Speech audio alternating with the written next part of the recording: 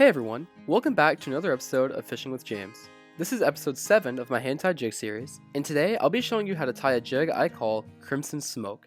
So let's get started. The jig head I'm going to be using today is a 1/16 ounce jig head with a number 4 sickle hook. I went ahead and painted it with ProTec Disco Silver paint, and I added some dark red eyes on the side. First, I'm just going to add a super thin layer of superglue from the head of the jig all the way down even with the point of the hook. Next, I'm just going to take my thread and wrap it down the jig all the way down even with the point of the hook. The thread I'm using today is Danville's 210 denier flat wax nylon. Now I'm just going to take my scissors and cut the tag end of the thread just like that. So with this jig, I'm going for a shad profile, so for the tail I'm going to use a gray Marabou feather.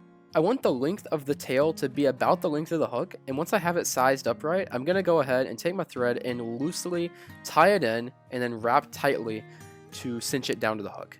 So right now I'm just basically checking to make sure I have the length how I want it, and now that I do, I'm going to take my thread and wrap it all the way up to the head of the hook to tie down the rest of the feather, and once I have that done, I'm going to cut the tag end of the feather off. After that, I'm just going to lay a little bit more thread down the hook to make sure I have everything tied in like I want to.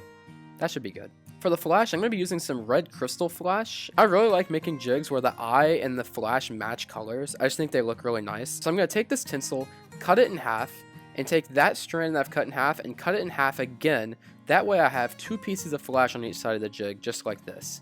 Now I just have to tie the flash down the side of the jig, making sure that it stays even down to the bottom.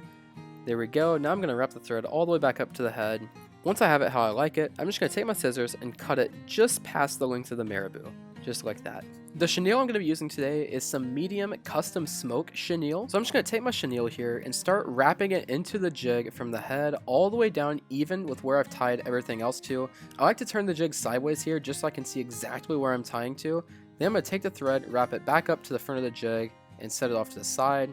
Now I'm just going to start slowly wrapping this chenille from the bottom of the jig all the way up to the head of the jig.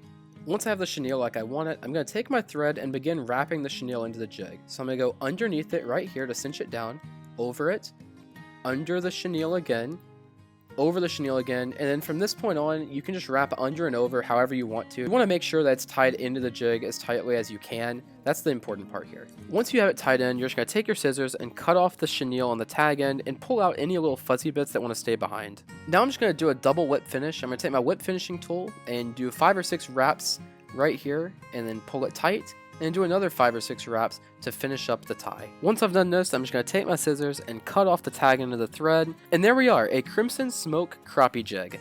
Now all that's left to do is to bag this jig up, toss a sticker on the bag, and these jigs are ready to get out and catch some crappie. If you enjoyed this video, make sure to like and subscribe, and if you're interested in checking these jigs out for yourself, head over to our Facebook page by clicking the link in the description and make yourself an order. Thank you all for watching, and I will see you in the next episode of Hand Tied Jigs.